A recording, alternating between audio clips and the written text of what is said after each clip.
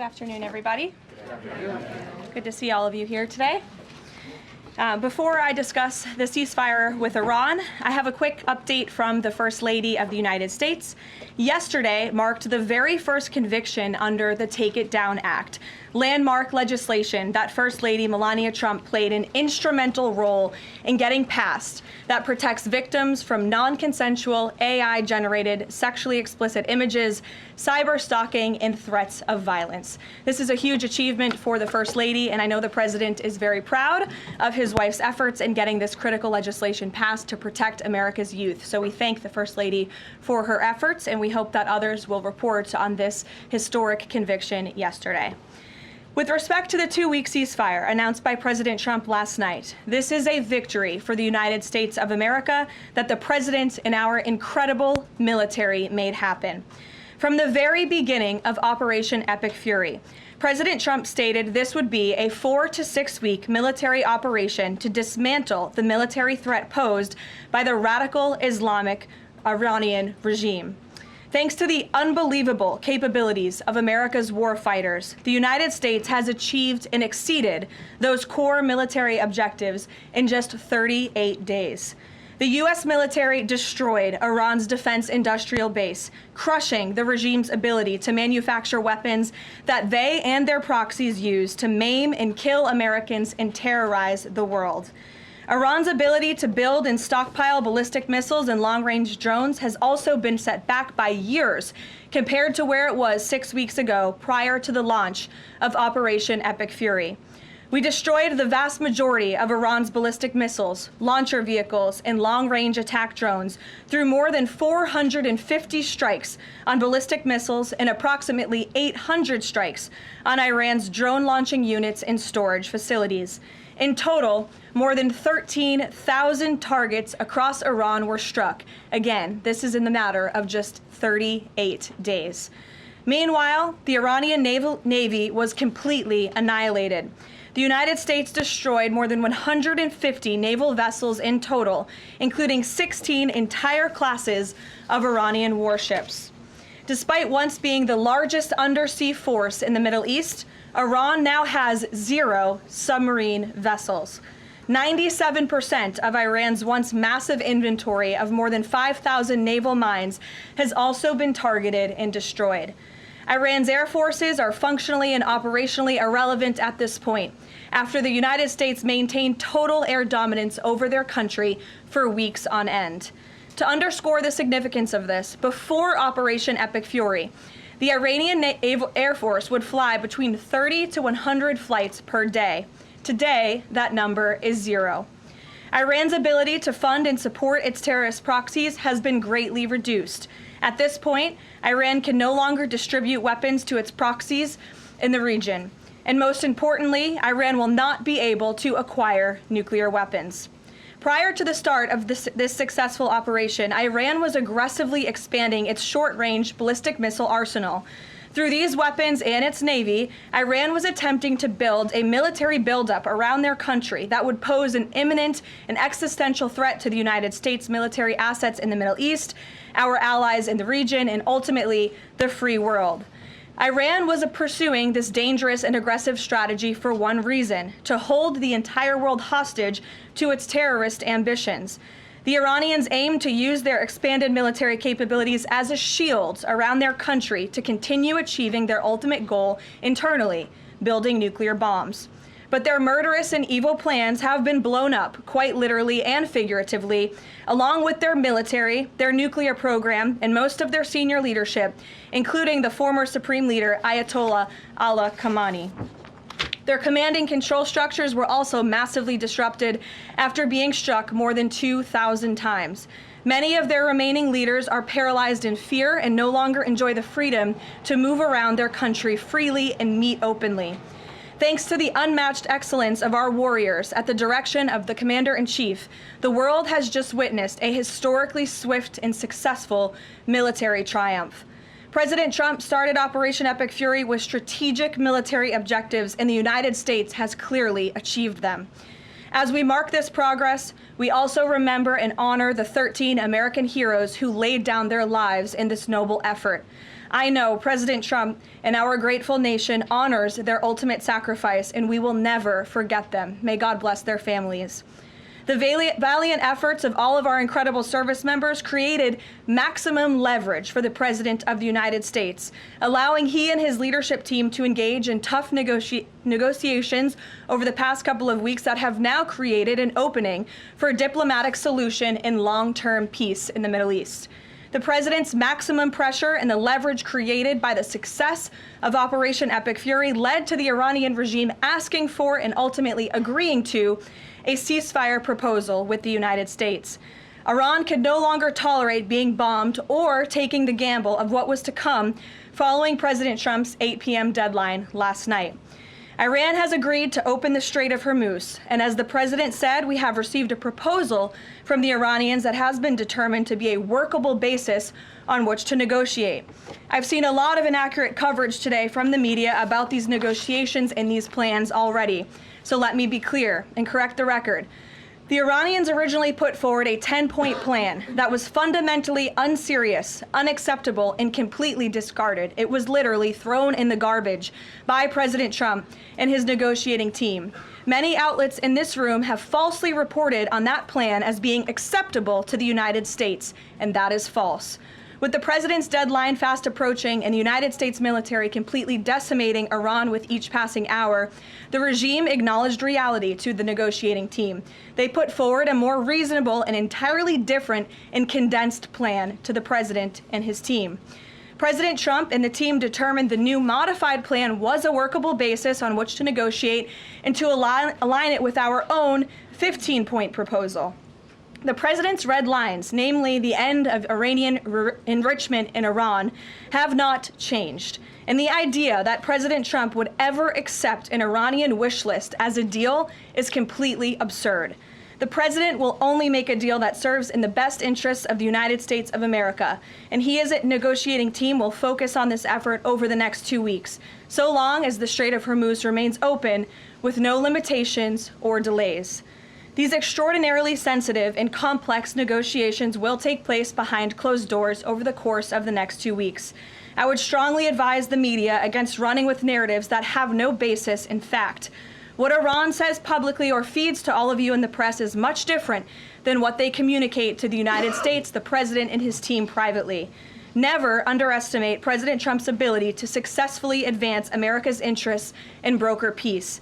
President Trump has a proven track record of achieving good deals on behalf of the United States and the American people, and he will only accept one that puts America first. With that, I will take your questions today. I'm sure you have a lot of them. In our new media seat, we have Shane Harris with the AMAC Newsline. Shane, thank you for being here. Why don't you kick us off? Yeah, thanks for having me, Karoline. 2 questions for you. First, following the President's announcement of the ceasefire, if this is indeed the end of hostilities in Iran, what is the President's message to the American people about what was achieved for our country through Operation Epic Fury? Sure. I think I just laid out a significant portion of that in my opening remarks. 6 weeks ago, the President looked the American people in the eye directly, and he told them that he launched this operation to take out the imminent threat that was posed by Iran. And that threat has now been greatly destroyed. Their Navy, their missiles, their defense industrial base, and their desire and their plan to build a nuclear bomb inside their country is no longer going to be allowed, can no longer happen, thanks to the remarkable success of Operation Epic Fury over the course of the last 38 days. That has been absolutely achieved, and now we're moving into the next phase of this, which is a negotiating period to put some fine points on this and to hopefully broker an agreement that can achieve long-term peace in the Middle East. Yeah, and then second, what is the President's message to American seniors who have a much higher voter participation rate and they're likely to be a key swing vote in the midterm elections? Well, the President loves our seniors across the country, and as you know, the President signed the One Big Beautiful Bill, the Working Families Tax Cut last year, which greatly reduced taxes on Social Security for our seniors. In fact, thanks to the Working Families Tax Cut, nearly 90% of seniors will no longer pay tax on their Social Security. That's a huge win for our seniors and also for our middle class and working families across the country with the no tax on tips provision and the no tax on overtime. Next week is tax week. You'll hear a lot from the President about how his policies have benefited the American people, and I'm proud to report that the President will be traveling next week to the great states of Nevada and Arizona to tout this historic accomplishment over the course of the next week. Thank you for being here, Shane. Gabe.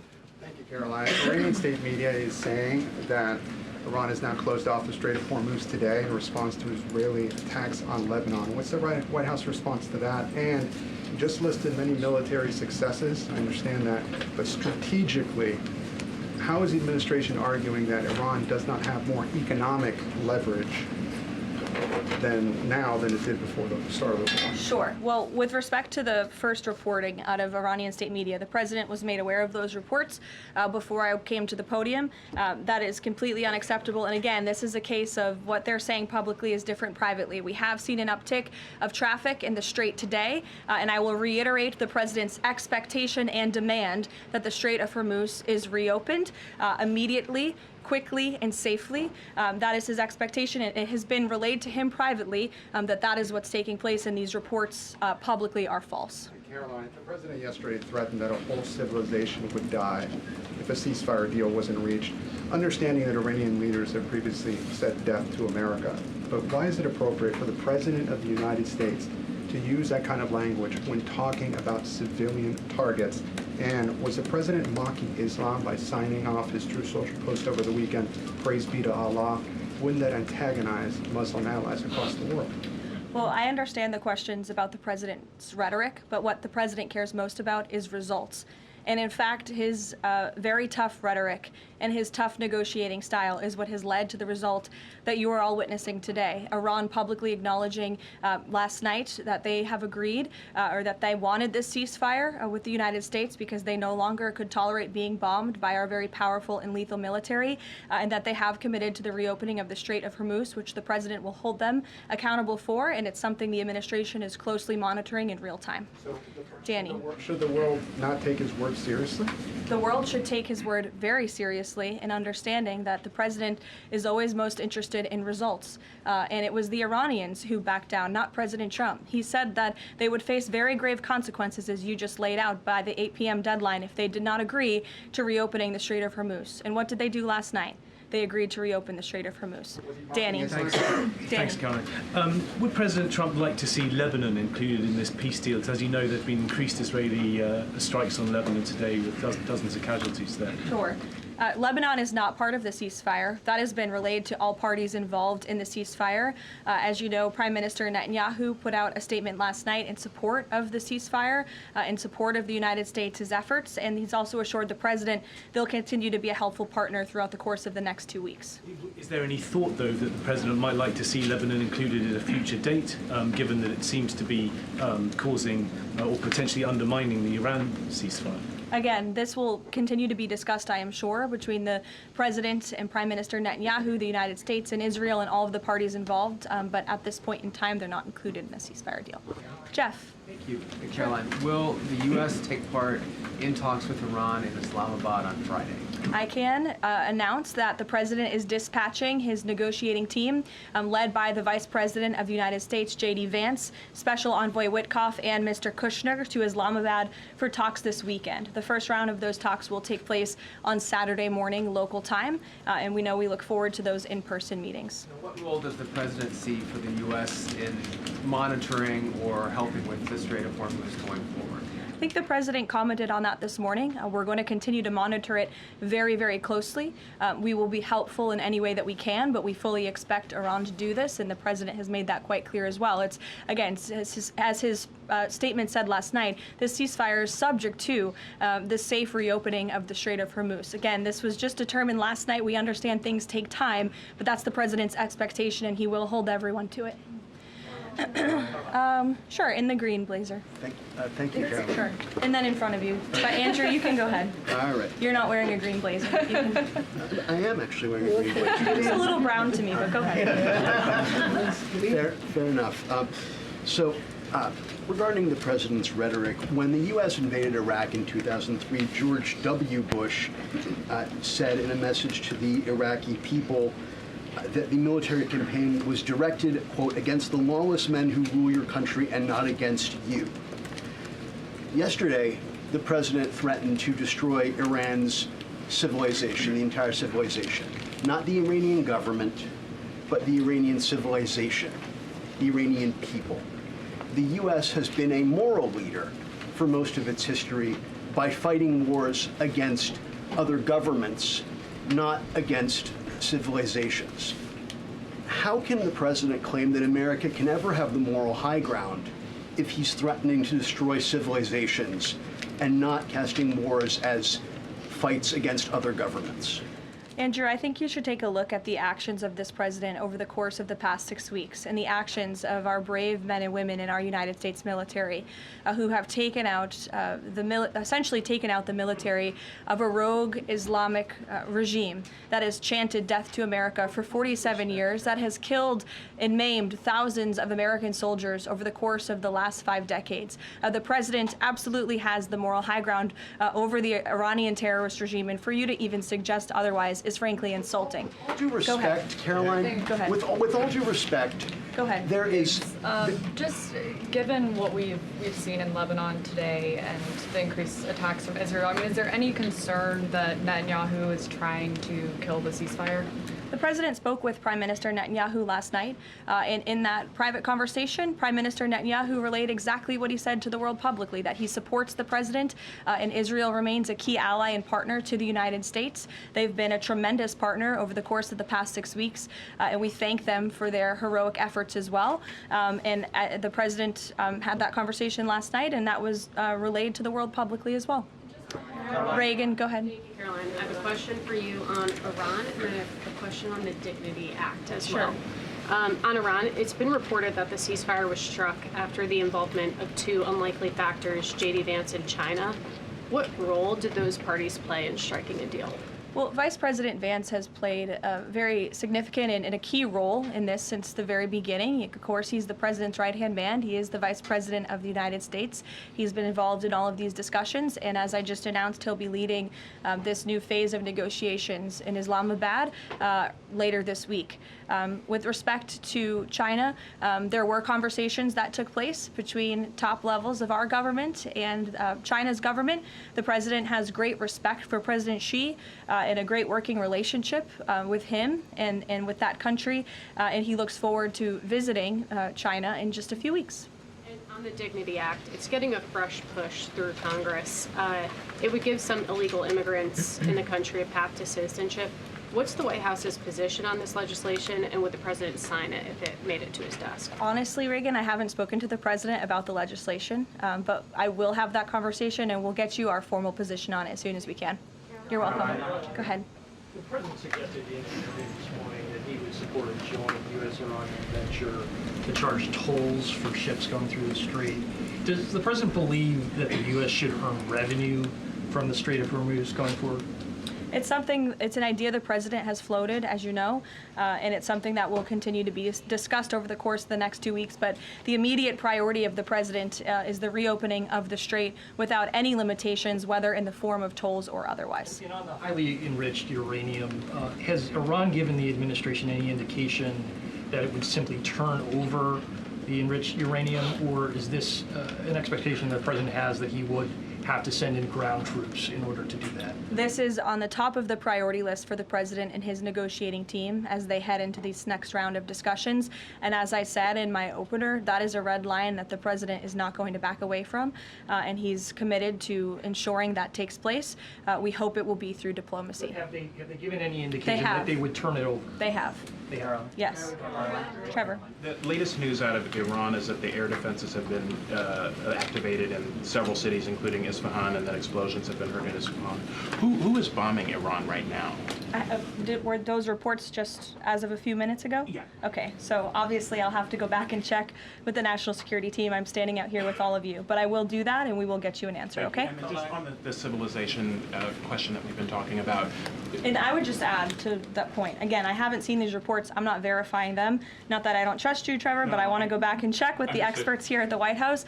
I would just say, and I would echo what the Vice President said this morning, this is a fragile truce. Ceasefires are fragile by nature. We've seen this with respect to the 12-day war with Iran and Israel last year. It takes time sometimes for these ceasefires to be fully effectuated. And one of the results of Operation Epic Fury was we completely dismantled Iran's command and control center, which makes it difficult for them to pass messages up and down the chain. And so we understand that. I would caution a little bit of patience, but of course we want to see the ceasefire effectuated and abided by all parties as quickly as possible. Thank you. And the American presidential administrations, going back to Ronald Reagan, have said this formulation about nuclear war, that a nuclear war cannot be won and must never be fought. Is that still the view of this administration, given the president's comments about civilization? I have no change in our view on that policy. Katie. Thanks, Caroline. I'm just, given the gravity of what he said yesterday, what was your understanding of what he meant when he said, this civilization is going to be eliminated? I think it was a very, very strong threat from the President of the United States that led the Iranian regime to cave to their knees and ask for a ceasefire and agree to reopening the Strait of Hormuz. So it was a very strong threat that led to results. And as the Secretary of War stated at the Pentagon this morning, it was not an empty threat by any means. The Pentagon had a target list that they were ready to hit go on at 8 p.m. last night if the Iranian regime had not agreed to open the strait, which they did, and I think that's something we should all be grateful for. The United States is a moral leader in the world, given that I was asked this exact same question by your colleague Andrew in the back, and I think, again, the insinuation by anyone in this room that Iran somehow has the moral high ground over the United States of America is insulting, considering the atrocities that they have, committed against our people and our military over the past 5 decades. John, go ahead. Thanks a lot, Caroline. 2 questions for you. One has to do with a statement, a joint statement put out this morning by some of America's European allies, our NATO allies. And in that joint statement, they said regarding the Strait of Hormuz, our governments will contribute to ensuring freedom of navigation in the Strait of Hormuz. What's the administration's reaction to that joint statement? Does that smooth things over when the president meets with NATO Secretary General a little bit later this afternoon? I have a direct quote from the President of the United States on NATO, and I will share it with all of you. They were tested and they failed. And I would add, it's quite sad that NATO turned their backs on the American people over the course of the last 6 weeks when it's the American people who have been funding their defense. As you know, President Trump will be meeting with Secretary Ruta in a couple of hours here at the White House, and I know he looks forward to having a very frank and candid conversation with him. And then secondly, in regards to this conflict, 38 days, as you pointed out, President Trump has said that there's been regime change. Has that regime change led to more freedoms for the Iranian people? I think that's a question that's being asked a little bit too early, John, and we hope that is the case, but it's something that has yet to be seen. Eamon. Caroline, on this question of tolling by the Iranians in the Strait of Hormuz, I've heard you talk about a number of red lines that the president has in this negotiation, but I haven't heard you say that Iranian tolling in the Strait of Hormuz is a red line. Would it be acceptable to the United States at the end of all this if the Iranians are able to charge tolls in the Strait of Hormuz? I think the president was very clear and simplistic in his language last night in his Truth Social post, where he said that this ceasefire is subject to the free, safe, and immediate reopening of the Strait of Hormuz. That's very plain language, and it should be taken at face value. You mean free charge? Carrie, go ahead. Without limitation, including tolls, yes. Carrie. A quick follow-up on the tolling. Why would the U.S. allow Iran to collect tolls in the Strait of Hormuz? That's not something that we've opposed for a number of years now. Again, that's not something we've said that we've definitively accepted. The joint venture is something that was proposed by the president, but he was very clear in his statement last night. He wants to see the strait reopened immediately without limitation, and that's something we're going to hold them to. Yes, in the blue. And second question on family and friends in Iran. I myself am Iranian, and I've been talking to them through the blackout. One of my family members yesterday said goodbye to me. So what message should we be sending Iranians when they message me saying what should they be doing right now? How should they stay safe? Because they really don't know what to do. I think the president's main priority, and my main priority as his spokeswoman, is to make sure that clear messages are sent to the American people, of course, which is my job today. With respect to the Iranian people, the president, has taken out the imminent threat that was posed by their military to the United States, to our allies in the region, to our forces in the region, and of course, as the president has long said, he hopes that Iran will be a country of peace, of prosperity, and we're moving into this next round of negotiations to hopefully come to an agreement with with this new regime that will create long-term stability in the Middle East. He has said that they should stay inside of their homes and also take back their country. So there's a contradiction there. So how do you address that? Again, we're moving into this next round of negotiations with the remnants of the regime and those that we are speaking with now to hopefully reach a place of peace long-term for the region, and that includes the Iranian people as well. In the blue, go ahead. Thank you, Caroline. The White House posted the statement from the Iranian government that passage in the Strait will be coordinated with Iran's armed forces. As of today, who controls the Strait of Hormuz?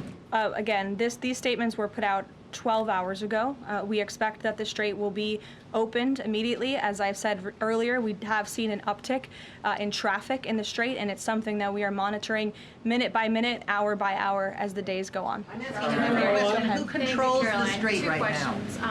One on the deportations of Iranian officials, and then on the negotiations. Are there still security concerns about Vice President Vance being part of these peace talks, Steve Witkoff, Jared Kushner? And then two, given the ongoing deportation of General Soleimani's niece, does the Trump administration plan to deport more relatives or people in the families of Iranian officials that are in the U.S.? Certainly, anyone who is here fraudulently. I understand one of the individuals who their visa was revoked by Secretary Rubio and they were deported by ICE. They had a fraudulent asylum claim. That's against the laws of the United States.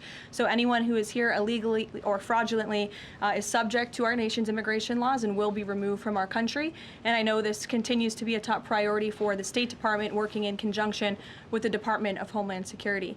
With respect to the safety of the Vice President, we fully trust the United States Secret Service to do their job, to keep the Vice President and the President's negotiating team safe.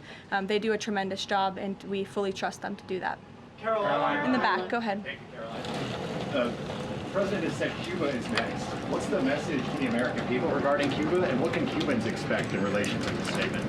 Well, look, I think when President Trump said that, and he later clarified after making that statement, that he meant the Cuban regime is bound to fall. The country is very weak. They're in a very weak position economically, obviously, financially. The Cuban people are fed up with their government, as they should be. And these talks and discussions continue to happen at the highest level of our government. I don't have any updates or announcements for you with respect to Cuba policy today. Good to see you. Thank you, Caroline. Secretary Hegseth said this morning that U.S. troops would be sticking around. Can you expound upon that, what we should expect from U.S. troops in theater for the next 2 weeks and beyond? I would defer you to the Pentagon for any specifics on assets that have been in place in the Middle East, but take the Secretary at his word, and also the President has reiterated this as well in his own words, that we're not going to move anything immediately. Again, this is a 2-week ceasefire where we hope at the end, and we expect at the end, we'll have a good agreement between the United States and Iran, but in the meantime, we're going to ensure that our military is always at the ready of the Commander-in-Chief. I'll take a couple more in the back. Sure. Thank you. On NATO, I'll take your question. Go ahead. Thank you, Caroline. On NATO, can you tell me, is the United States still considering withdrawing from NATO? Is that still a possibility? It's something the President has discussed, and I think it's something the President will be discussing in a couple of hours with Secretary General Ruta, and perhaps you'll hear directly from the President following that meeting later this afternoon. Thank you, everyone.